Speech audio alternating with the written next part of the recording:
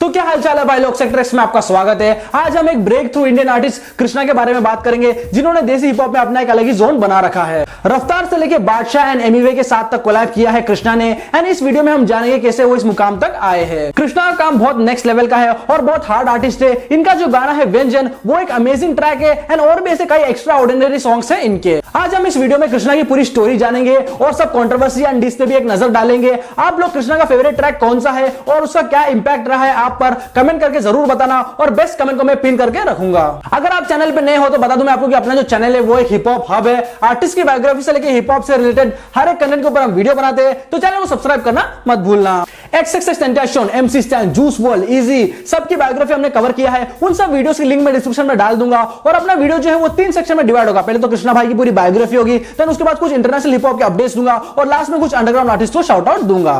अगर आप hip hop सुनते हो या आर्टिस्ट हो तो हमसे इंस्टाग्राम पे जरूर जुड़ना। तो इसी के साथ चैनल का इंट्रो करते हैं रोल और शुरू करते हैं कृष्णा की बायोग्राफी।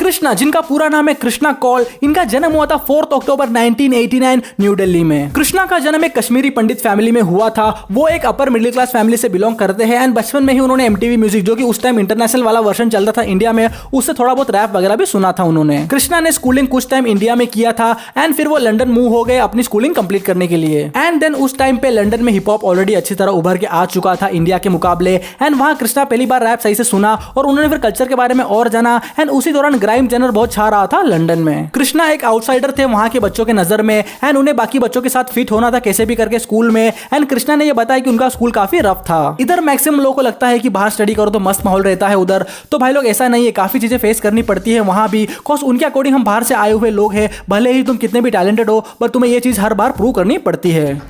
वो जो उस टाइम MTV यहाँ वो बाहर वाला एशिया वाला MTV आता था, हाँ। तो उस टाइम उस पर आते थे रैप सॉन्ग्स। तो फिर जब लंदन में मेरे को थोड़ा एक्सपोजर मिला कि वहाँ अवेलेबल था, वहाँ सारे जो मेरे स्कूल में लोग थे वो ही सुनते थे। जैसा कि कृष्णा को एक प्रॉपर एक्सपोजर मिल गया था लंदन में हिप हॉप का एंड वो काफी रैप वगैरह सुनने लग गए थे लेट 90s और अर्ली 2000s के आर्टिस्ट की। फिर कृष्णा को लगा कि वो भी लिख सकते हैं एंड कृष्णा ने लिखना शुरू किया, इवन तो वो इतने प्रो नहीं थे तब, एंड उन्होंने फिर रैपिंग शुरू कर दी थी और इस तरह फिर स्कूल में वो जाने लगे एंड काफी कूल किड्स स्कूल के उनके फ्रेंड्स बनने लगे और उन्होंने फिर ये चीज को आगे कंटिन्यू रखा। स्कूलिंग कंप्लीट करने के बाद वो वापस दिल्ली आए एंड उन्होंने हंसराज कॉलेज में एडमिशन लिया अपनी ग्रेजुएशन के लिए। बट उन्होंने ये चीज नोटिस किया कि इंडिया में ऐसा कुछ हिप हॉप सीन नहीं है खास, और देसी हिप हॉप सिर्फ बोहेमिया कर रहे थे एंड वो भी USA में बेस्ड थे। But at the same time रफ्तार एंड बादशाह वगैरह का भी हसल शुरू हो गया था, लेकिन उस टाइम में आज की तरह सोशल मीडिया और स्मार्टफोन्स वगैरह इतना फैला नहीं था। reverbnation.com और MySpace जैसे वेबसाइट पे ही आर्टिस्ट एक दूसरे से जुड़ते थे। इनिशियली कृष्णा ने अपना स्टेज नेम यंग प्रोस्पेक्ट रखा था एंड उन्होंने इंडिया में फिर आके रैपिंग स्टार्ट कर दिया था। और आजकल कुछ लोगों को ये लगता है कि कृष्णा भाई गली बॉय मूवी या व्यंजन गाने से फेमस हुए हैं, लेकिन ऐसा नहीं है भाई लोग। कृष्णा भाई की असल बहुत पहले से चालू है एंड ये जो कोर हिप हॉप करते हैं इसकी ऑडियंस अभी बिल्ड हुई है इंडिया में, वरना यूजुअली लोग कमर्शियल या फिर इजी स्लैंग्स वाले गाने ही ज्यादा सुन रहे थे। कृष्णा ने फिर अपनी ग्रेजुएशन और म्यूजिक दोनों ही कंटिन्यू रखा एंड MySpace.com वगैरह में वो कई बंदों से जुड़ते थे एंड कोलैब वगैरह भी करते थे एंड उस टाइम पे वो एक कोर इंग्लिश रैपर थे। और आप लोग को मालूम है कि लैंग्वेज बैरियर कितना है अपनी कंट्री में। इवन ब्रोदावी जैसे नेक्स्ट लेवल आर्टिस्ट भी इसके शिकार है, नहीं तो ब्रोदावी कृष्णा जैसे rappers international Indian hip hop के मेन पिलर्स होते। अपने कॉलेज टाइम पे कृष्णा ने यंग प्रोस्पेक्ट नाम से रैपिंग कंटिन्यू रखा एंड तब वो और उनके कुछ ही फ्रेंड्स थे जो हिप हॉप समझते थे एंड करते थे। अपने 2 दोस्तों के साथ उन्होंने एक क्रू भी बनाया था जिसका नाम था elastic cash mob, also known as ICM, and college fest वगैरह में परफॉर्म भी करते थे। इसके बाद वो पोस्ट ग्रेजुएशन करने के लिए मुंबई चले गए एंड वहां उन्होंने सेंट जेवियर कॉलेज में एडमिशन लिया था। म्यूजिक से अपने पैशन को कभी नहीं छोड़ा कृष्णा ने एंड वो लगातार बैक टू बैक काम कर रहे थे। एक फ्रेंड के थ्रू वो एक लेबल तक पहुंचे एंड लेबल के A&R मैनेजर से उनकी मीटिंग हुई एंड उन्होंने अपनी CD दी। बट बदकिस्मती से वो CD चली नहीं उस मैनेजर के सिस्टम पे एंड उन्होंने बोला कि आप ये CD रख जाओ, हम बाद में सुन के आपको बता देंगे। ऐसे फिर एक वीक हुआ, दूसरा वीक हुआ, लेबल की तरफ से कोई रिप्लाई नहीं आया था एंड फाइनली कृष्णा ने कॉल किया उस बंदे को एंड वो बंदे ने ये जवाब दिया कि आप बहुत ज्यादा इंटरनेशनल साउंड कर रहे हो, ये इंडिया में जमेगा नहीं। इस तरह कृष्णा को निराश होना पड़ा, लेकिन कृष्णा ने पोस्ट ग्रेजुएशन के बाद ये कोशिश किया कि उन्हें कोई लेबल में जॉब मिल जाए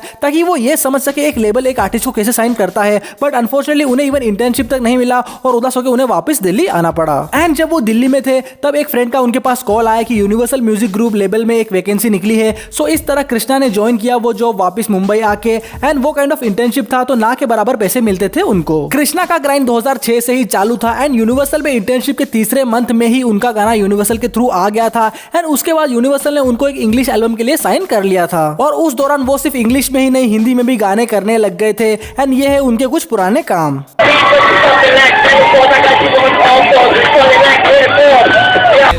ब्लड मेरे हाथ में, अगर कुछ नहीं तो दारू मेरे साथ में, मेरी जिंदगी की कीमत है कुछ लाख में। बंदूक मुंह पर लगा, बाकी रैपरों का बाप अंगूठा छाप नहीं बदमाश, मेरे पास है ये पैसा मेरा इंतजार था। बाकी रैपर बेकार बकवास भरी झूठी बातें, गुजारी पूरी रातें रस्तों पर ये खूनी लाशें, फिर बनाते हैं सरकार जहां आधे से ज्यादा मंत्री हैं गुनेगार। जानना चाहते थे मेरे विचार, सिर्फ भ्रष्टाचार का बना व्यवहार, गरीबी हर बार। Chopper beat, so getting amped up is a policy. Straight out of Mumbai, just watch me zoom by.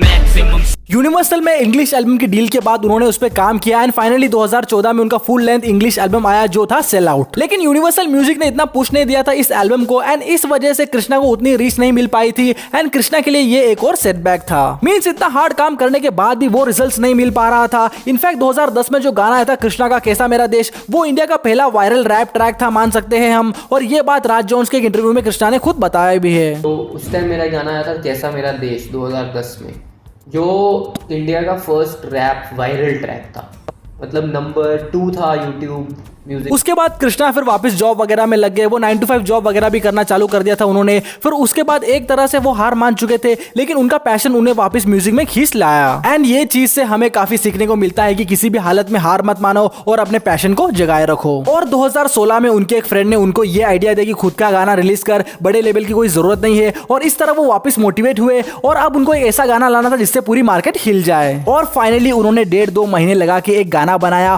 और वो था व्यंजन, और उन्होंने अपना नाम यंग प्रोस्पेक्ट से बदलकर कृष्णा रख दिया था और वो गाना रिलीज किया उन्होंने। और व्यंजन जैसा ट्रैक इनफैक्ट आज तक देसी हिप हॉप में नहीं बना है एंड उससे काफी सही पुश मिला कृष्णा को। एंड इसी दौरान उनकी मुलाकात एक बंदे से होती है जिनका नाम है अंकित खन्ना, जी हाँ, कलमकार के को फाउंडर। एंड तब कलमकार DNH के नाम से जाना जाता था एंड इस तरह फिर अंकित खन्ना के मैनेजमेंट में आए कृष्णा एंड देन वहां से फिर उन्होंने पीछे मुड़ के नहीं देखा। कृष्णा ने एमिवे से लेके बादशाह तक के साथ गाने किए हैं and AK project DNH gang से वो फिर कलमकार लेबल बन गया एंड रफ्तार से कृष्णा भाई की अच्छी बॉन्डिंग है और दोनों आर्टिस्ट एक दूसरे की काफी रेस्पेक्ट भी करते हैं। फैक्ट की बात तो ये है कि कृष्णा कलमकार के एक आर्टिस्ट ही नहीं बल्कि उसमें पार्टनर भी है, इवन वो A&R मैनेजर है कलमकार के। ये बात रफ्तार भाई ने खुद बताई हुई है। बियर्ड गैंग है मैं तो इंतजार में कृष्णा, तो देखो यार मैं तो क्या कहते हैं प्रेम का रास्ता अपना चुका हूँ, पर बाकी अपने भाई इंतजार में कि कभी आओ हमारे शो पे आओ या अपने पे हमें बुलाओ, दिक्कत क्या है।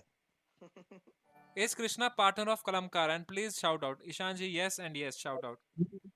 He is a silent partner and he holds a big stake and he is also the A&R manager of Kalamkar, मतलब artist and relations कृष्णा ही देखता है, तो he is not just an artist, he does a lot more।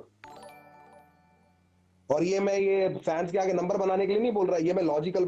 And meanwhile Krishna music ही नहीं Gully boy movie में भी role कर चुके हैं, हमें पता है, और आज की तारीख में बेस्ट इंडियन रैपर्स की लिस्ट में है कृष्णा। अब कुछ कंट्रोवर्सी के बारे में बात कर लेते हैं। 2019 दिसंबर में मुफाड ने एक गाना निकाला था हैप्पी दिवाला रावण, जिसमें वो रफ्तार और पूरे कलमकार को टारगेट करते हैं। उसके बाद राज जोन्स को दिए हुए एक इंटरव्यू में कृष्णा के बारे में ये बोलते हैं मुफाड, व्यूज आते हैं नहीं आते हैं वो बेवकूफ है, आते हैं ब्रो, बिल्कुल आते हैं, क्यों नहीं आते। कृष्णा को देख लो, बहती गंगा में उसने करा है, मैं तो बोलता हूँ क्या कोई मतलब बनता था। इसके बाद तो फिर कृष्णा ने एक डिस निकाला था रिप्लाई में जो था अनटाइटल्ड। सालों ने कभी बीच नहीं बोया, I swear। सुना मैंने मुझसे ये बात, जाते बात कर लोडू कभी करे से तू बाहर आके, इनकी जली बनना पाए परिवार वाले, सुनहरे रंग के जल परिवार वाले।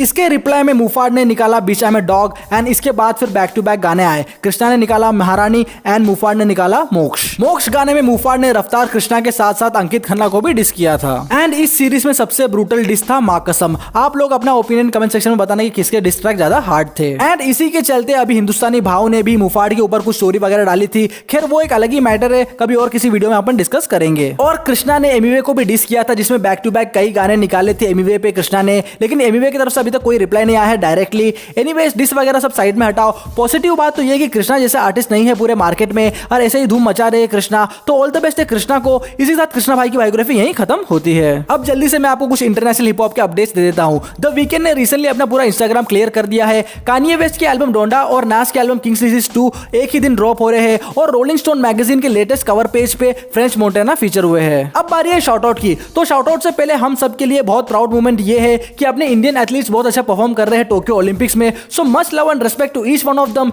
Wishing everyone more power and success. तो आज का पहला शाउट आउट जाता है कनोजिया म्यूजिक। इनका गाना वासना आ चुका है, नेक्स्ट लेवल ट्रैक है, चेक मारना। फिर है प्रहार द रैप स्टार, इनका गाना चल तू शो कर, सुनना जरूर, बहुत तगड़ा काम है भाई का। अब है हाई ओवरडोज, इनका गाना फैक्ट्स, चेक मारना। देन है विष्णु जिनका सॉन्ग है दर्द, काफी कनेक्टिंग ट्रैक है, आप लोग सब सपोर्ट करना भाई को। And last but not the least है संडीड, इनका गाना हो गया मैं, सुनना जरूर। इनके सबके गानों की लिंक मैं डिस्क्रिप्शन में डाल दूंगा। और अगर आप लोग भी शाउट आउट चाहते हो तो हमसे इंस्टाग्राम पे जरूर जुड़ना और थोड़ा सा सब्र रखना भाई लोग, सबको रिप्लाई मिलेगा और हम सब मिलके आगे बढ़ेंगे। तो आज का एपिसोड यही खत्म होता है, मिलते हैं अपन अगले वीडियो में। तब तक अपना ख्याल रखना, अपने घर वालों का ख्याल रखना, इंटरनेशनल आर्टिस्ट को सुनना और अपने लोकल आर्टिस्ट को सपोर्ट करना। Bye bye, take care.